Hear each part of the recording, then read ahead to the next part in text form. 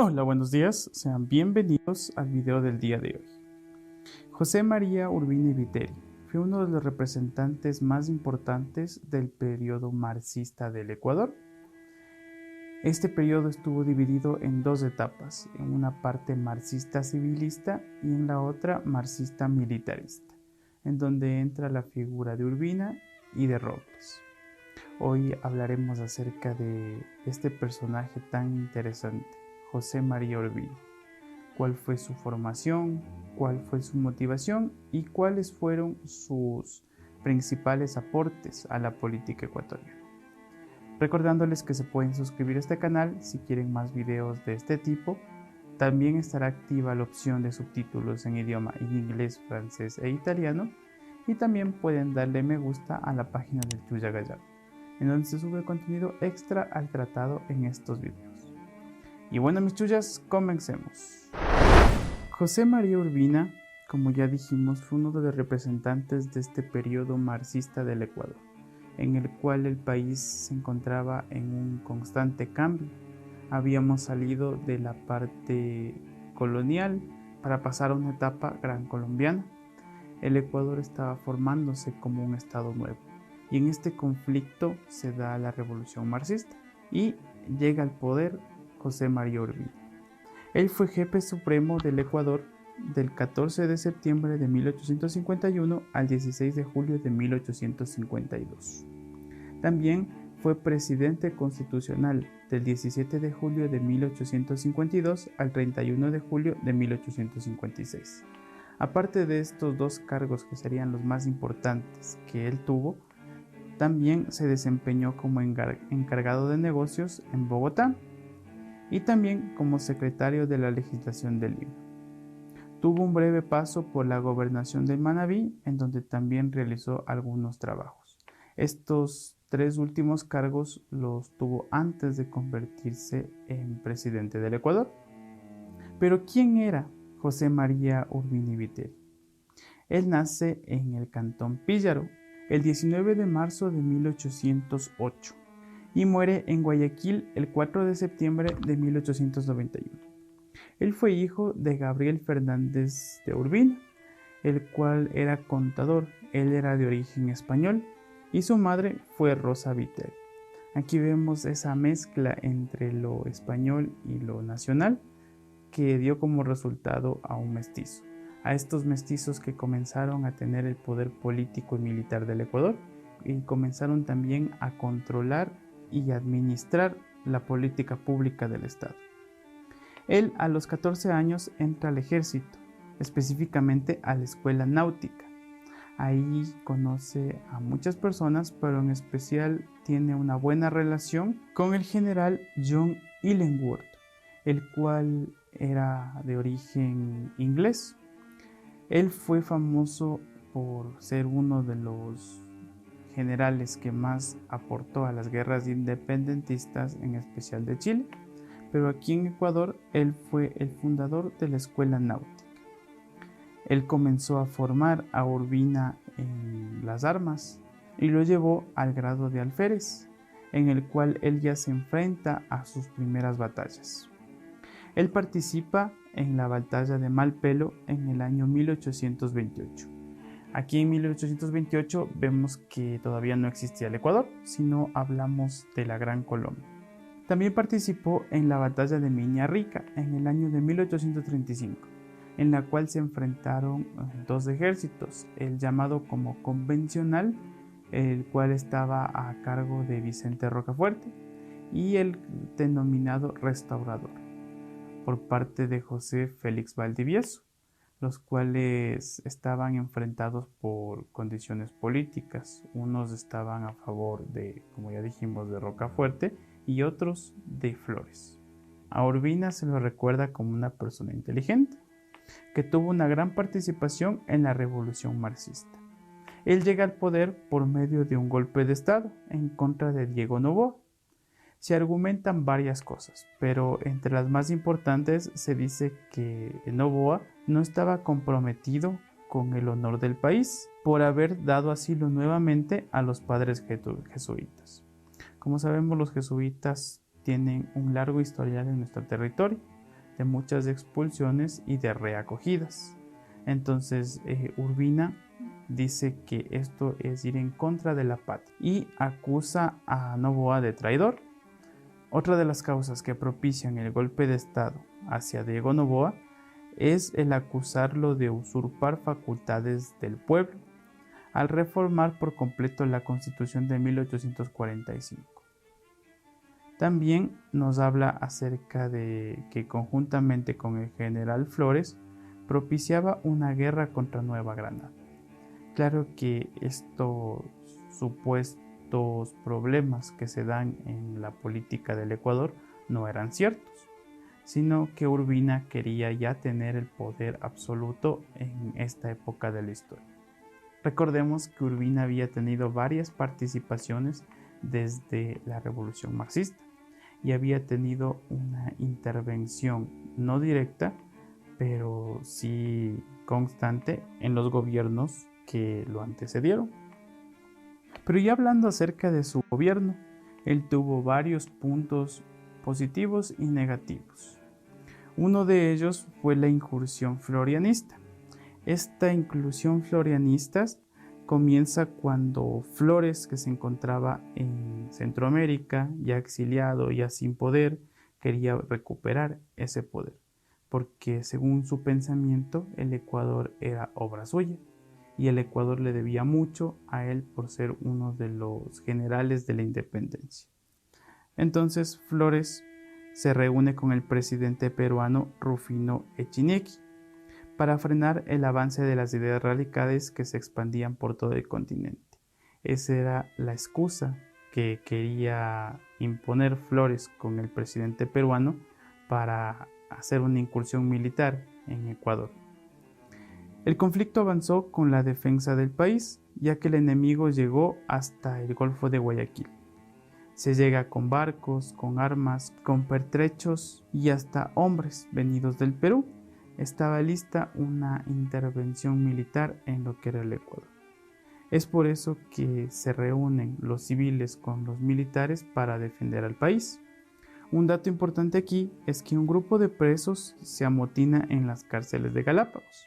Antes la isla no era el paraíso turístico que es en la actualidad, sino Galápagos era una isla remota en donde se enviaba a los presos más peligrosos.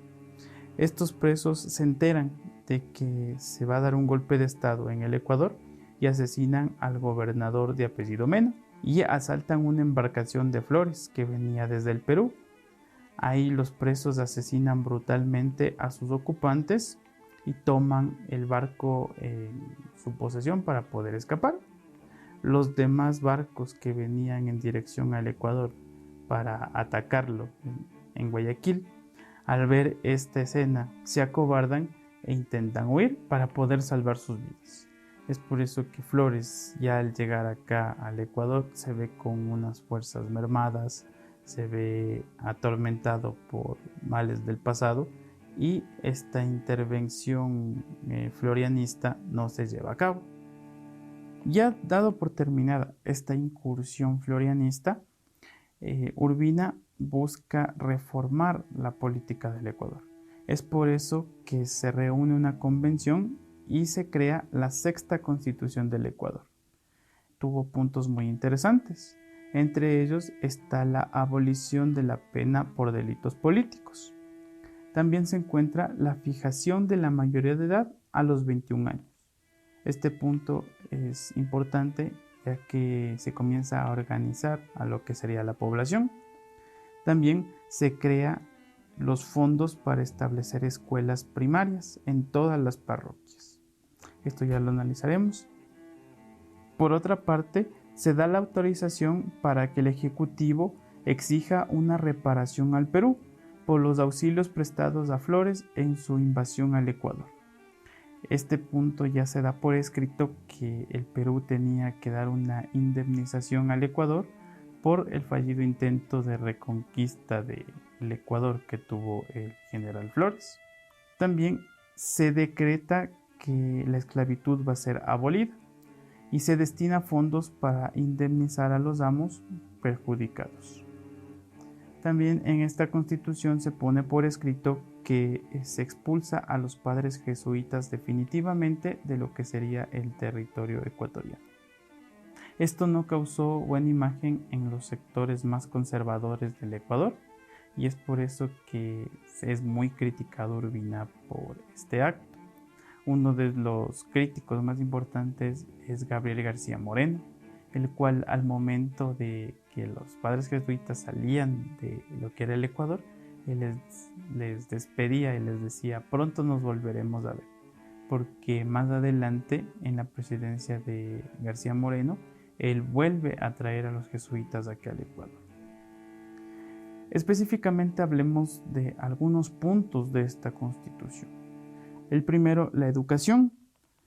Se pretende extender la educación primaria con un decreto firmado en el año de 1853. Se buscaba que la educación cambiara, que la educación sea más dinámica, pero la mayoría de los locales que estaban destinados a centros de estudios estaban ocupados por cuarteles. Era un momento de militarismo extremo en el Ecuador, en el cual la fuerza se daba no por la inteligencia o no por las letras, sino por la fuerza bruta del ejército. Es por eso que estos locales destinados a centros de estudio no daban el servicio para el cual fueron creados.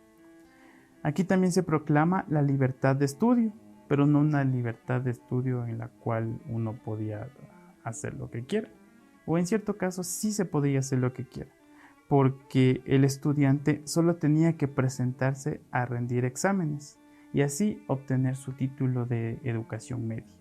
Esto trajo una notable disminución de la calidad de la educación universitaria, ya que se vio vacía por la falta de estudiantes.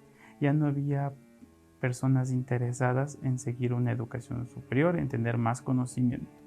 La disminución de personas intelectuales sí causó un gran efecto en temas educativos.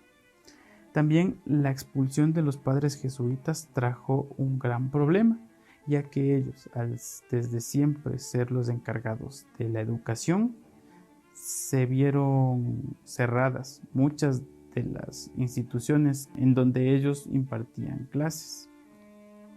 En síntesis, la educación tuvo un retroceso. En temas económicos, se renegocia la deuda externa.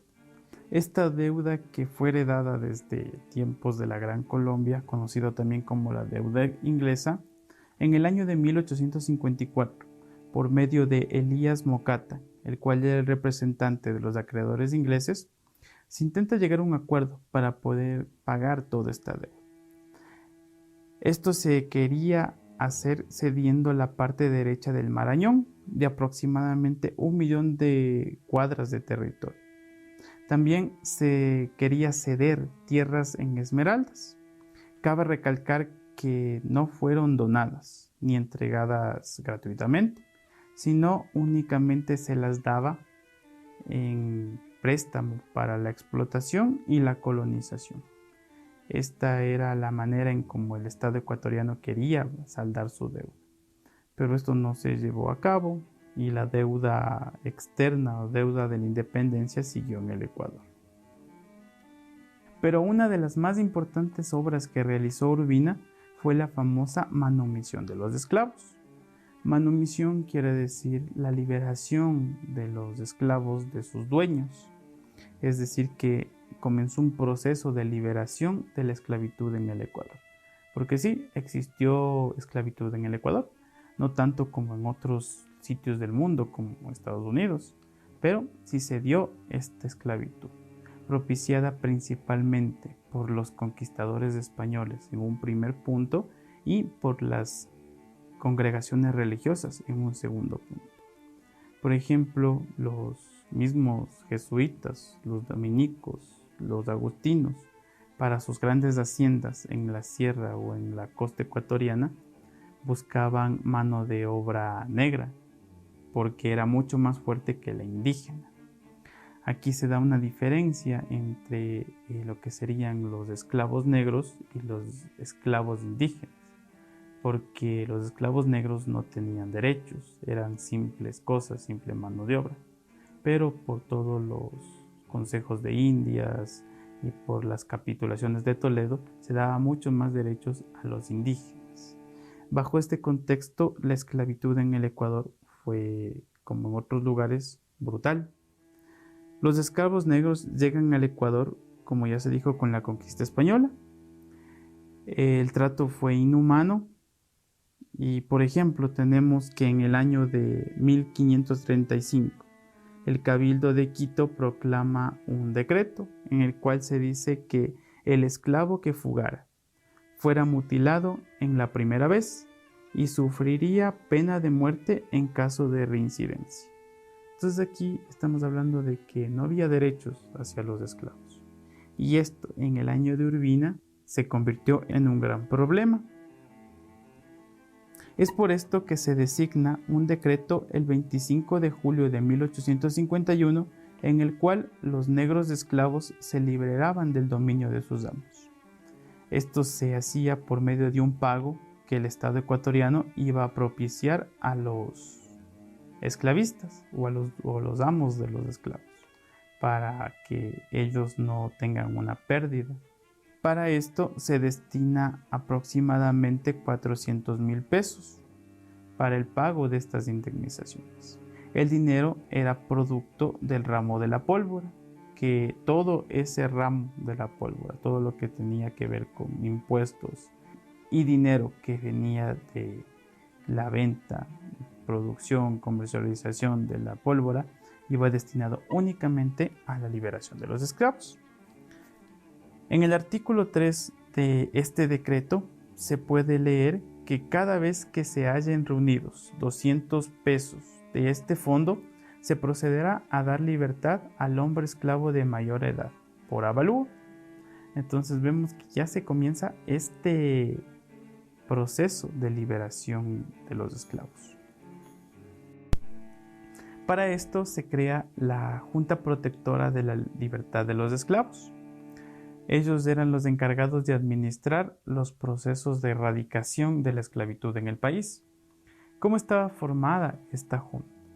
La junta tenía al gobernador de la provincia, también estaban conformadas por los consejeros municipales y 4 ciudadanos de amplio sentido filantrópico, los cuales eran los encargados de realizar estos pagos a los amos, de liberar a los esclavos y de constatar de que no sigan existiendo estos procesos de esclavitud aquí en el Ecuador.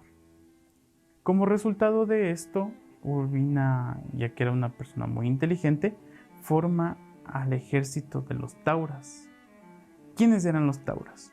Los tauras eran soldados, en su mayoría negros liberados, los cuales se unían a este ejército para la protección de Urbina.